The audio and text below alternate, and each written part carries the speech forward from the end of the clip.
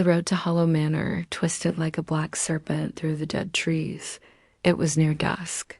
The kind of dusk where the sun seemed to be leaking away rather than setting. Headlights of the van cut pale arcs across skeletal branches as the tires crunched over gravel. Inside, 5 voices overlapped with nervous energy, trying to mask their apprehension with banter. "Got the batteries?" Marcus asked from the driver's seat, his eyes locked on the narrow road. "3 packs," replied Jenna, fiddling with her camera. She was the most organized of them, always double-checking gear. Devin sat behind Marcus, scrolling through his phone. "No signal. Figures. Ghosts don't like Wi-Fi." "That's vampires, idiot," said Ty, the sound guy, his boom mic across his knees. Elena, the newest member, gazed out the window at the trees. "It's like they're watching," she murmured. Her breath fogged the glass. The van crested a hill, and Hollow Manor appeared. It was larger than any of them expected, a hulking silhouette of turrets and blackened windows, perched on a rise like a predator. The last rays of sun painted its stone facade blood red. The iron gates hung askew, one half fallen into the weeds. Even from a distance, the house seemed to exhale cold. Marcus slid the van. "There she is," he whispered, as though speaking louder might wake it. They parked just outside the gates. The gravel here was scattered with old beer cans, broken bottles, and a few rotting stuffed animals, offerings from local kids daring each other to get close. Jenna swung open her door, camera already rolling. "All right, guys, first look at Hollow Manor. We're about to go inside and spend the night. Local legend says..." "What?" She turned to Elena, who was still staring at the house.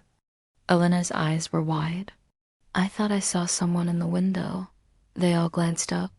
The uppermost window, behind a cracked pane, was indeed dark, but for a heartbeat Marcus thought he saw movement, like a curtain shifting. Then it was still. "Wind," Devin said quickly, though there was no breeze. They crossed through the gates. The air inside the property felt heavier, as if they'd stepped underwater. The crunch of their boots on the gravel path echoed strangely, delayed, like another set of footsteps just behind them. Jenna kept narrating for the camera. "It's colder here, right?" "Yeah," Ty said. "Like 5 degrees colder?" He exhaled and watched his breath curl. At the front doors, Marcus produced the iron key that had come with the anonymous invitation. No note, no return address, just a key and a card reading, "Midnight is when it begins." He slid the key into the lock. It turned with a sound like bones grinding. The door opened inward on a cavernous foyer lined with portraits whose eyes seemed to follow.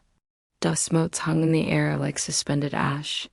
The smell of damp stone and something faintly metallic, blood, wafted out. "Welcome home," Devin muttered. They entered. The doors swung shut behind them with a heavy thud.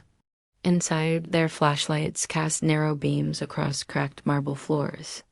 A grand staircase rose up, its banister carved into twisting shapes that looked disturbingly like writhing bodies. Cobwebs draped from the chandelier above like rotting lace. Jenna filmed everything, her voice steady. "We're inside Hollow Manor. No one has been in here for decades." Marcus checked his watch. 6:30. "Sunset's in 15. Let's pick rooms and set up." They chose the main hall as their base, spreading sleeping bags near the fireplace. Ty unpacked his audio recorder and placed it on the mantel. The device's little red light blinked like an eye. Elena drifted away from the group, drawn to a portrait of a woman in black. Her face was pale, eyes dark hollows, mouth unsmiling. Under the frame was a tarnished brass plate. "Lady Celeste Harrow, 1871. "Elena," Marcus called. "Stay close." She turned. "She looks like me," she said softly. And indeed, there was a resemblance, the same dark hair, the same sharp cheekbones. It made Marcus's stomach twist. Night fell quickly, as though someone had pulled a curtain over the sky. The house creaked inside. They set up infrared cameras in the hallway and stairwell. Ty walked the perimeter with his boom mic, whispering timestamps. At 11:47 p.m., Devin suggested they do a first sweep of the basement. Always the basement, he grinned, trying to sound brave. That's where the good stuff is, Marcus hesitated. Maybe wait till morning, the house moaned. They all froze. It wasn't the sound of pipes or settling wood. It was long, low, and wet, like something exhaling after holding its breath for too long. Jenna swung her camera. Did you guys? Another sound from above. Footsteps, slow and deliberate, crossing the upper landing. Devin whispered, "We're not alone." Marcus rallied. "Stay calm. We're 5 people.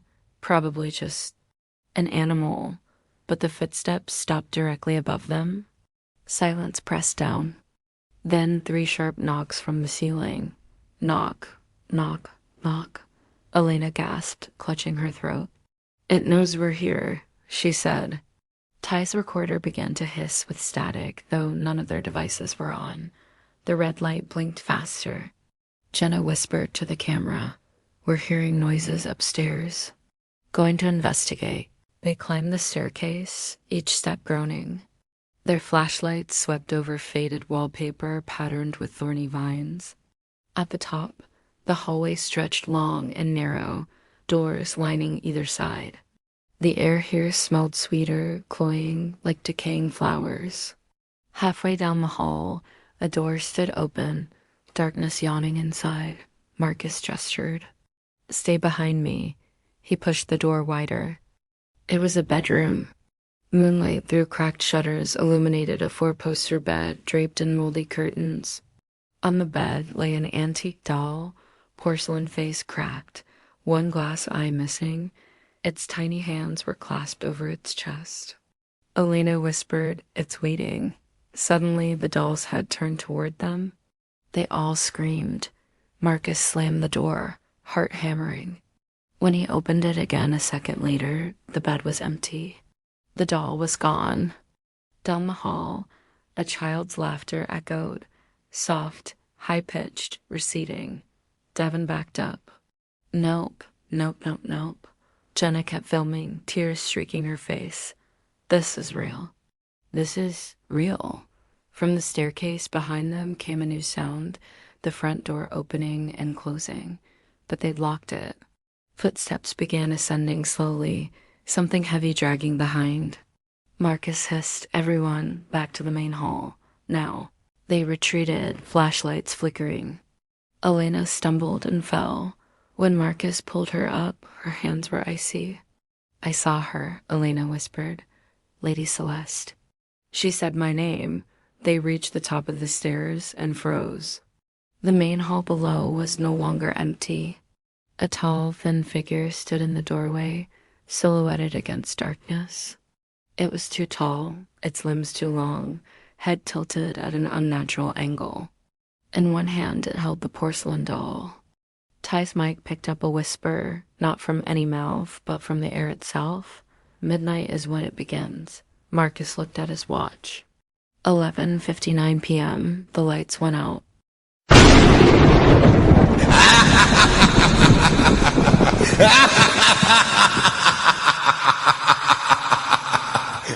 Darkness swallowed them whole. For a heartbeat, no one moved, only the sound of 5 sets of ragged breathing.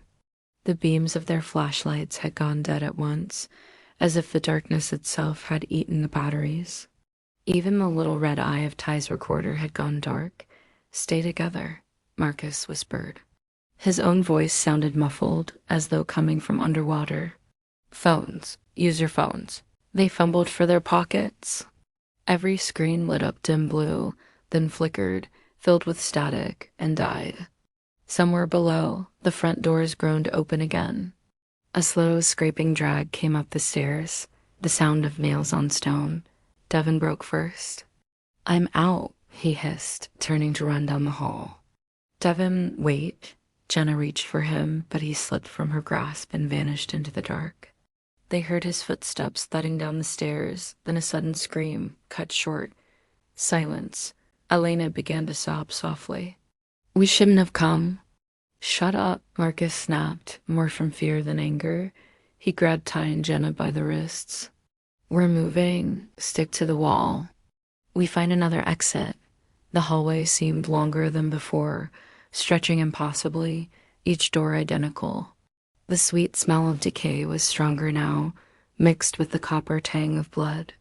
The wallpaper pattern seemed to writhe in their peripheral vision, the vines curling, thorns opening like eyes. Ty muttered, "It's changing the house." "It's," a child's voice whispered right next to his ear. "Play with me." Ty swung his boom mic wildly, hitting nothing. The voice giggled and ran ahead, invisible. They reached a stairwell that Marcus swore hadn't been there earlier.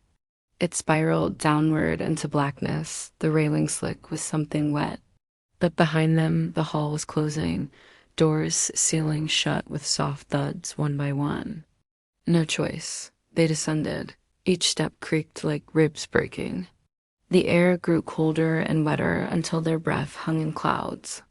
At the bottom, they emerged into a vast basement chamber lit by a single flickering bulb. Rusted pipes crisscrossed the ceiling like veins. Old furniture lay scattered, chairs with broken legs, a cracked mirror, an iron crib. In the center of the floor was a chalk circle filled with sigils, black candles burned to nubs around its edges. Dried stains darkened the floor inside the circle. Jenna lifted her camera instinctively, though it was dead. What is this?" Elena stared at the symbols. "It's a binding. Something's trapped here." A voice behind them, deep and female, spoke clearly. "You came to free me." They spun. At the far corner of the room stood Lady Celeste, or what was left of her, tall and thin, dressed in black that moved as if underwater. Her eyes were two bottomless pits.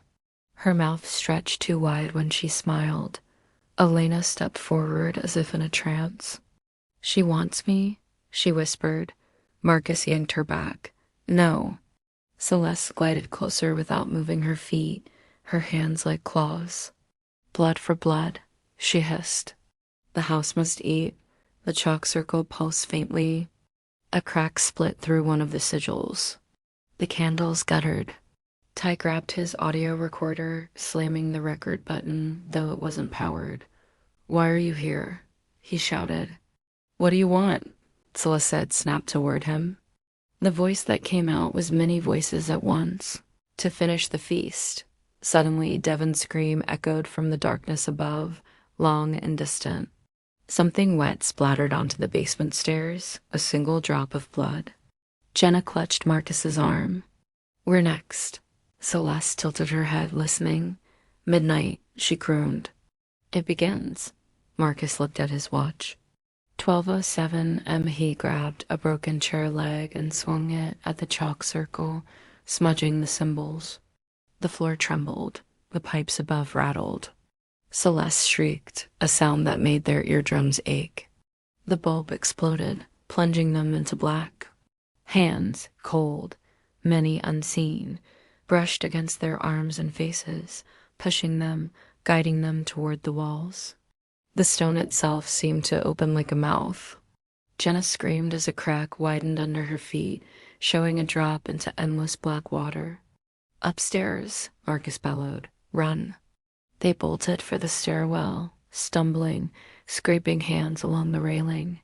Behind them, the sound of something huge dragging itself across the basement floor followed, a wet, slithering scrape. They burst back into the ground floor, but it was no longer the same.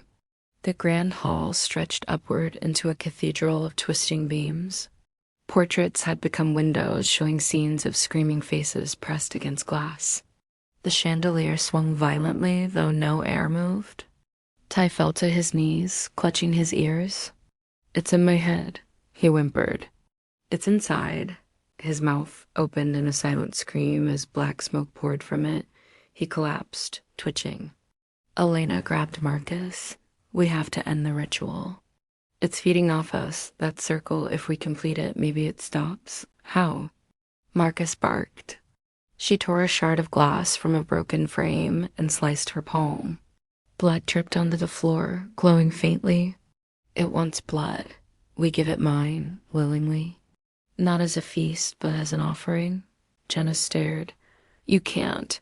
Elena's eyes were calm now. She chose me long before we came. I saw her in dreams.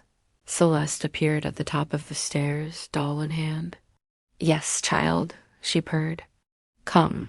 Marcus tried to hold Elena back, but she slipped from his grasp, moving up the stairs toward the apparition. As she reached the landing, the house seemed to sigh in pleasure. Jenna whispered, This is insane. Marcus's mind raced. He spotted Ty's audio recorder still blinking faintly on the floor. In desperation, he snatched it up and pressed play. A hiss of static, then a voice, his own recorded earlier, but saying words he'd never spoken. Break the heart. He looked up. The doll. Its porcelain chest was etched with the same sigils as the basement circle. Its missing eye socket glowed faintly red. Celeste cradled it like a child. Marcus sprinted up the stairs, adrenaline drowning out fear. He barreled into Celeste, grabbing the doll. Her touch was ice, burning his skin, but he ripped the doll free and hurled it down the stairs. It hit the marble and shattered. The house screamed. Walls shook. Dust rained from the ceiling. Celeste reeled back, her form flickering like a dying flame. No, she shrieked. You break the heart, you break the house. Elena collapsed, gasping as if waking from a trance. Marcus grabbed her and pulled her toward the stairs. Run, he shouted to Jenna. They fled down the hall as the house warped around them. Doors slamming, floors cracking open, portraits vomiting black smoke. They found the front door, but it was now bricked over from the inside. Marcus rammed it with his shoulder. The bricks cracked but held. Behind them, Celeste screamed again, closer now, though they hadn't heard her move. Her voice was many voices, a choir of the dead. Jenna spotted a side window, glass gone, only boards. Here. She kicked at the boards until one splintered. Cold night air gusted through. Marcus shoved Elena through first, then Jenna. He turned to climb after them and saw Celeste reaching for him, her hands stretching unnaturally far, nails like knives. He dove through the opening as her claws raked his back. They tumbled into the weeds outside. The air was damp but blessedly fresh. The sky above was streaked with red lightning. The house behind them heaved like a living thing, windows shattering outward, smoke pouring from the roof. They staggered toward the van, but the van was gone. Only tire tracks leading into the trees, as though it had driven away on its own. Elena clutched her bleeding hand. It's not over, she whispered. She's not gone. She's loose. Marcus looked back at Hollow Manor. The front door stood wide now. In the doorway, Celeste appeared once more, but smaller, weaker, her form flickering. She held out her hand as though inviting them back. Then she smiled. Midnight was only the beginning. The ground under their feet cracked. Something huge moved beneath the soil, the earth swelling as if the house's foundations had extended like roots. A low rumble shook the trees. In the distance, a siren wailed, though there was no road, no town nearby. Jenna raised her dead camera instinctively, whispering, Are we still filming? Marcus grabbed their arms. Run into the woods, now. They fled into the trees as behind them the manor began to change shape, its walls elongating, spires twisting upward like claws, windows glowing red. A sound like 1,000 whispers rose into the night. Somewhere ahead, Devon screamed again.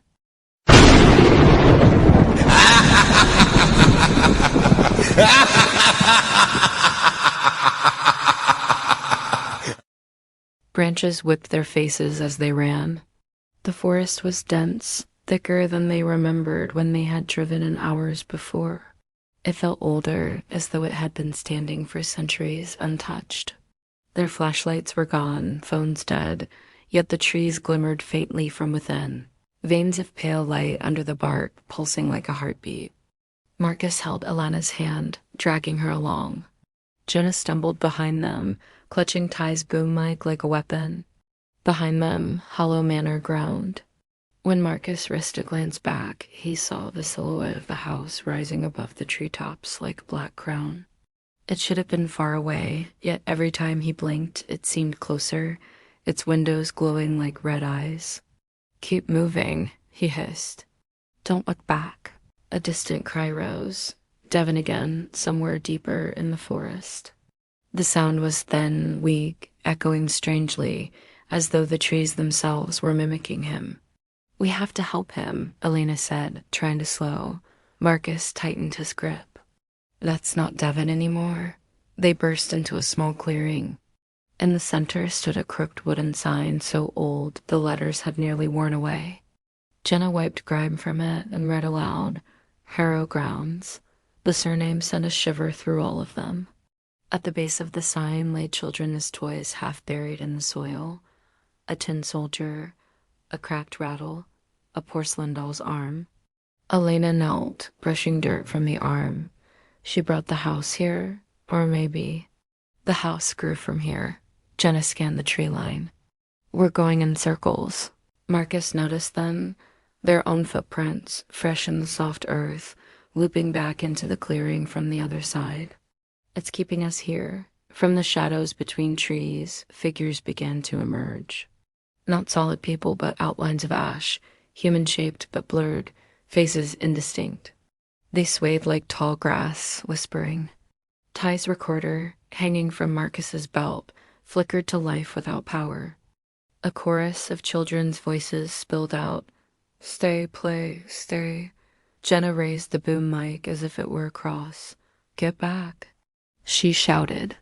The figures did not advance, but their whispers grew louder. The ground beneath the toys began to crack open, revealing a dark hollow. A smell of wet earth and rot wafted up. Elena clutched Marcus's arm. "This is the root." "This is where it started?" A child's hand shot up from the hollow, pale and small, grasping at nothing. Another followed.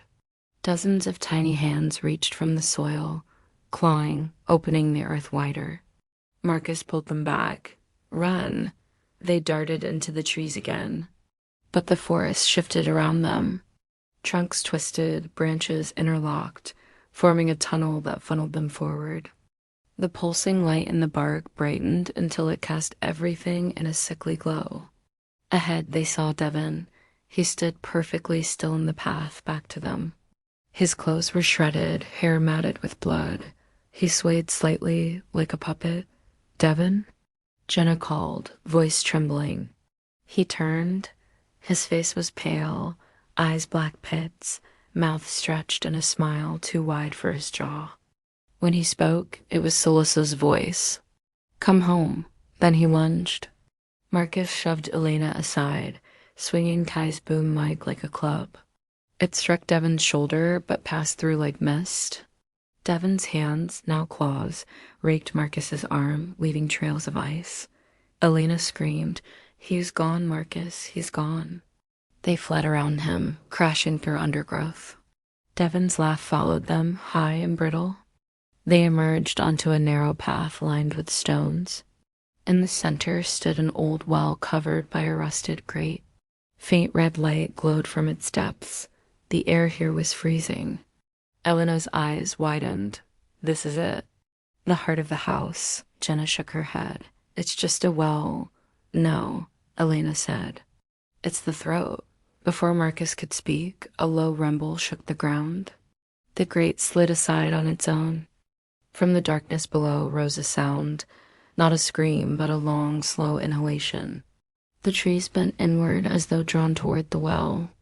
A voice issued from the depths, Celeste and 100 others overlapping. "Feed me." Marcus staggered back. "We have nothing left to give." Elena stepped forward, her bleeding palm glowing faintly again. "Yes, we do." She knelt by the well, whispering words none of them understood. Her breath fogged white, then black. The red light deepened, pulsing like a heartbeat. Marcus realized what she meant to do. "No." He tried to grab her, but a force held him back, as though invisible hands pinned him. Elena looked at him, eyes calm. If I go, maybe it ends. Maybe it lets you go. Jenna sobbed. Don't, Elena smiled faintly. Tell them I wasn't afraid. Then she plunged her bleeding hand into the darkness. The forest erupted with a scream. Wind tore through the clearing, trees whipping, the light in the bark flickering wildly. The ground cracked open beneath the well, swallowing it whole. Elena's body arched as though struck by lightning. Red light poured from her mouth and eyes. Celeste's voice howled. No. She is mine. Elena whispered one word, barely audible. Free. The well collapsed inward, sucking everything down. The toys, the stones, the whispering figures. The force holding Marcus and Jenna vanished. They grabbed each other and stumbled back as the earth sealed itself with a thunderous crash. Silence. The forest stood still. The pulsing light under the bark faded. The air smelled of rain. For the first time since entering Hollow Manor's grounds, Marcus felt warm. He turned. The manor was gone. Only an empty field lay behind them, weeds swaying under a pale dawn sky. No house, no spires, no gates, just emptiness. Jenna wiped her face, trembling. Is it over? Marcus stared at the ground where the well had been. A single porcelain eye lay half buried in the dirt, staring upward. He bent to pick it up, and it rolled into the soil on its own, vanishing. A cold breeze brushed his neck. A child's giggle echoed faintly, then was gone. Marcus took Jenna's hand. We're leaving, he said. They began walking, unsure of direction, just away. Behind them the field lay quiet, the morning sun rising. But far on the horizon for a moment, Marcus thought he saw a shape, a spire, a window, a shadow, and then it dissolved like mist.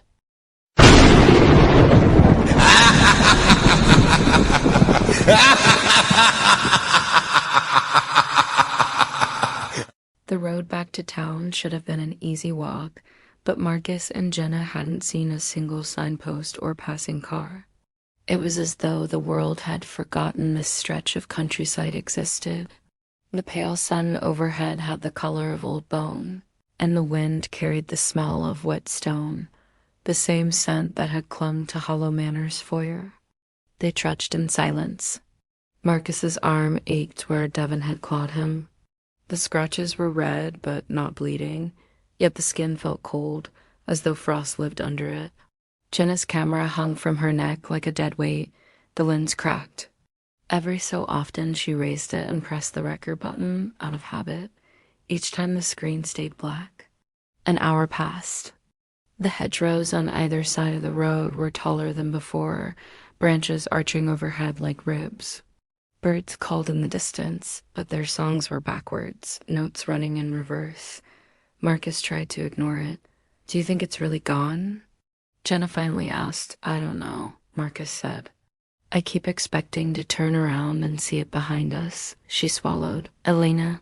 She saved us, Marcus said sharply, then softest tone. She saved us. Don't let it take that away. They rounded a bend and saw a petrol station. Relief flooded them. Its sign flickered, Hera Fuel. A red gas pump, old-fashioned, stood by the curb. A man in coveralls wiped his hands on a rag, his back to them. Marcus raised a hand. Hey, we need help. The man turned. His face was perfectly ordinary, except his eyes were porcelain, painted blue like a doll's. When he spoke, his mouth didn't move. Fill up? Jenna stumbled back. No. The hedgerows behind them closed, sealing the road. The air thickened, muffling sound. Marcus's scratches burned ice cold. From inside the station came a child's giggle.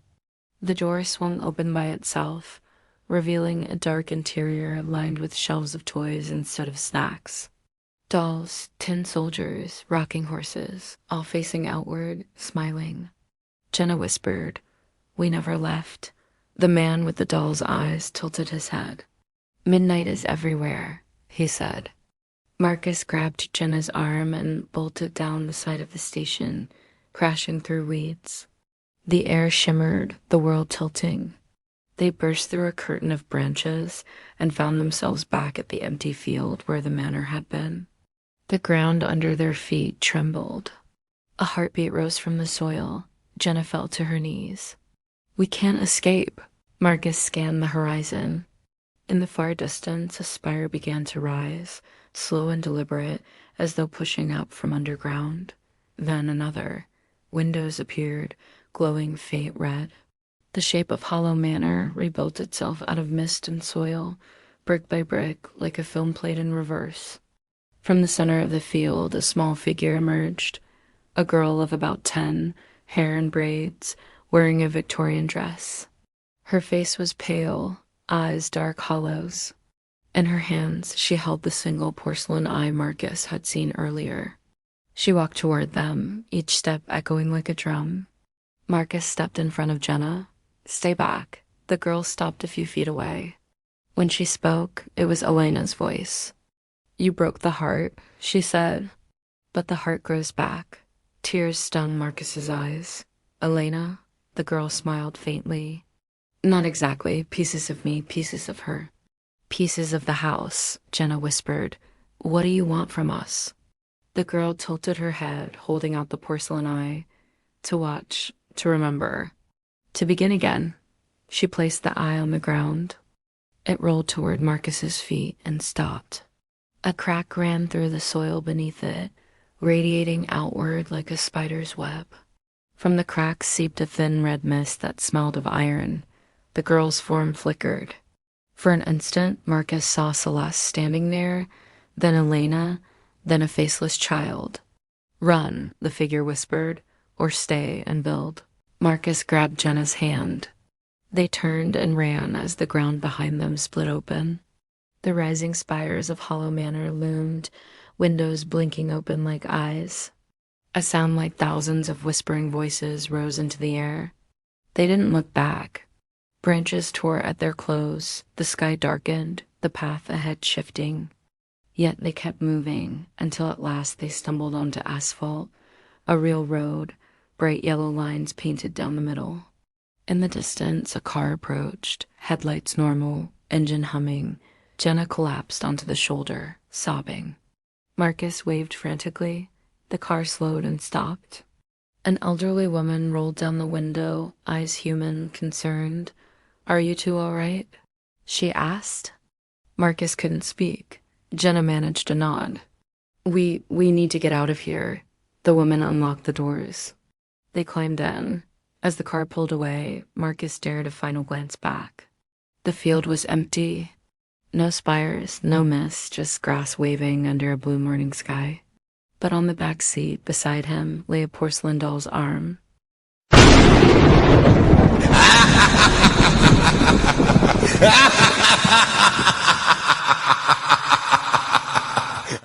The car smelled of lavender and petrol. Marcus clutched the cracked porcelain arm as though it might vanish. The old woman driving kept glancing at them in the rearview mirror. "You're both pale as ghosts," she said gently. "There's a clinic in the next town. I can take you there." Jenna sat rigid, her knuckles white. "Thank you," she whispered. Outside, trees rolled past. Ordinary green trees, not the Klein hedges from before. Sunlight glinted off the road. Marcus wanted to believe they were safe, but the doll's arm in his lap felt warm, pulsing faintly like a small heart. The radio hissed with static. Then softly, a child's voice murmured, "Midnight is everywhere." Marcus stiffened. "Did you hear that?" The old woman turned the dial. "Reception's poor out here." Her smile didn't reach her eyes. Jenna reached for Marcus's hand. It followed us. They drove through 2 small towns, past a gas station that was perfectly normal, and into a long stretch of empty highway. The sky dimmed even though the sun was high. A cold wind swept through the open window. The woman's hands tightened on the wheel. "Almost there," she said. "Almost home." "Home?" Marcus asked. "Where are we going?" The woman's lips curled. "Back where you belong." The car sped up. The speedometer climbed past 90. Trees blurred. Marcus tried the door handle. Locked. The lavender smell thickened until it was choking. Jenna shouted, "Stop the car." The woman's head turned fully around, facing them while her body kept driving. Her eyes were porcelain now, painted blue. "You left pieces behind," she said in Elena's voice. "You must return to finish the story." Marcus slammed his shoulder against the door. It flew open, though the lock had stayed down. He grabbed Jenna and jumped. They rolled onto the roadside gravel as the car kept driving, dissolving into mist. They lay gasping on the hard ground. When Marcus sat up, his hands were bleeding from cuts, but the porcelain arm was gone.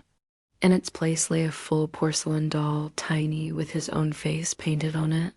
Jenna crawled away, shaking her head. "It's rewriting us." A low hum rose from the earth. The asphalt cracked in long, jagged lines. Through the gaps, Marcus glimpsed not soil but dark water, and in it reflections of Hollow Manor's windows glowing red. The hum became a voice. "Begin again." Marcus seized Jenna's shoulders. "Listen, it feeds on fear. We can't let it decide the ending." "How?" she demanded. "It's everywhere." He looked at the cracked road, the black water, the red windows. "We tell a different story." Before she could respond, the ground gave way. They plunged into darkness, cold and weightless, then landed on marble flooring. Around them stretched the foyer of Hollow Manor, whole and waiting. Celeste's portrait hung pristine above the fireplace. The air smelled of roses and decay. The front door slammed shut. 1,000 whispers filled the hall. Jenna stood, trembling. "We're back." Marcus took a deep breath. "No, it's back inside us." The whispers stilled. A staircase descended from the ceiling like a tongue. At the top stood the little girl they had seen in the field, braid swinging, porcelain eye in her hand. She spoke with all the voices at once. "Tell it." Marcus stepped forward. "We're not your toys. We're not your story." The girl tilted her head. "Then write your own." Jenna grasped Marcus's hand. "What if we can?" The girl extended the porcelain eye. "Place it where the heart once was." Marcus remembered the library, the cracked heart-shaped relic. He pictured it whole. "Come on." They ran through the shifting corridors, the house bending and stretching, but no longer trying to stop them. Rooms blurred past, the study, the mirror hall, the blood-stained kitchen, until they burst into the library. The shattered heart lay on the pedestal, its fragments frozen midair. Marcus took the porcelain eye from the girl's hand. It felt heavy, warm. He pressed it into the space between the fragments. Light flared. The heart reformed, but instead of red crystal, it turned clear, like glass filled with starlight. A deep sigh rolled through the manor, as though the house itself exhaled. The walls straightened. The portrait smiled faintly, then faded. Windows opened, letting in daylight. The whispers turned into a single voice, Elena's, calm and sad. "Thank you. You've written the last chapter." The heart cracked once more, then dissolved into dust. The dust swirled upward, forming a doorway of pale light. Marcus and Jenna exchanged a look. "Ready?" he asked. She nodded. "Let's end it." They stepped through. They awoke on a grassy hillside at dawn. Below lay a real town. Cars moving, people walking, church bells ringing. No mist, no manor. The porcelain doll was gone. Marcus's scratches had healed. Jenna's camera blinked, alive again, footage intact. On its screen played a single clip they hadn't recorded. The little girl waving goodbye as she faded into sunlight. Jenna whispered, "We made it." Marcus gazed up a town. "We finished the story." They walked down the hill toward the road, hand in hand. Behind them the grass stirred as though a breeze passed through, but there was no breeze. In the far distance, just for a heartbeat, a shape like a house flickered and vanished.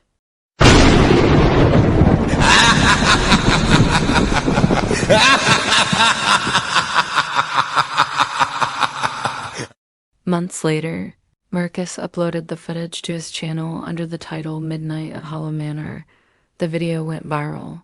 Millions watching, debating whether it was a documentary or fiction. In comment sections, people posted strange phrases, lines Marcus and Jenna didn't recognize, as if quoting a script written somewhere else. One night, Marcus checked his analytics and froze. Every viewer location was listed as everywhere. The total watch time ticked upward faster than possible.